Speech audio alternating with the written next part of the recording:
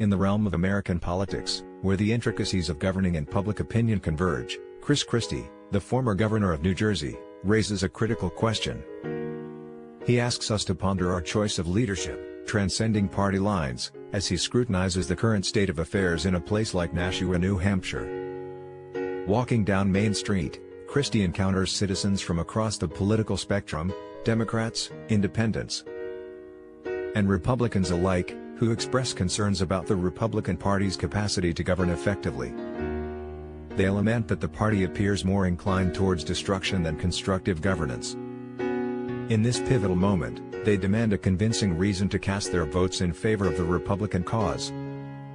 Governor Christie, drawing from his own experiences during his 8-year tenure in New Jersey, offers a nuanced perspective. He acknowledges that some may argue that he was too active in governing, while others might commend his commitment to getting things done the right way. He underscores the paramount importance of personal relationships in politics, asserting that a president should be deeply involved in forging these connections to secure policy victories. In his view, this personal touch has been missing from the presidency since George W. Bush's initial term, pre-9/11, leaving a void that needs to be filled. Governor Christie distinguishes between the allure of electing a businessman president and the practical realities of effective governance. He cites examples from the past, including Barack Obama, Donald Trump, and Joe Biden, to demonstrate that the absence of executive government experience can hinder successful leadership. He contends that the key lies not in party affiliation but in choosing leaders who possess the competence and knowledge required to govern effectively. However, Joe Scarborough, the host of the discussion, raises an important counterpoint. He highlights President Joe Biden's track record of achieving bipartisan wins, contrasting him with previous presidents in the 21st century. Christie concedes this point but emphasizes that bipartisan successes alone are not sufficient. He argues that an effective executive must also possess the ability to sell their policies to the American public, garnering sustained support. The conversation pivots to the Ukraine crisis, a focal point of global concern. Governor Christie critiques President Biden's handling of the situation, particularly his failure to effectively communicate the significance of the conflict to the American people. He contends that without continuous efforts to articulate the importance of these matters, public support dwindles, jeopardizing the sustainability of these policies. However, it becomes clear that Governor Christie's concerns extend beyond mere communication.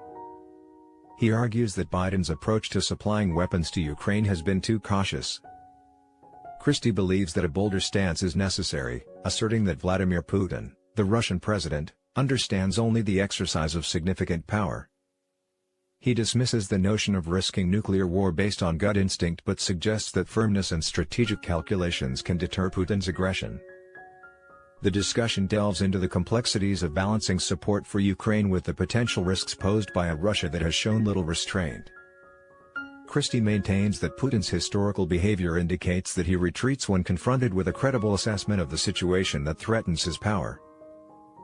Not advocating for sending American troops into Ukraine, Christie underscores the urgency of equipping Ukraine adequately to hasten the resolution of the conflict. In the midst of this dialogue, the critical question emerges: what does winning the war in Ukraine entail? Christie's response is clear: it involves compelling Putin to the negotiating table for a conclusive settlement. Governor Chris Christie's insights shine a spotlight on the multifaceted challenges facing modern leaders.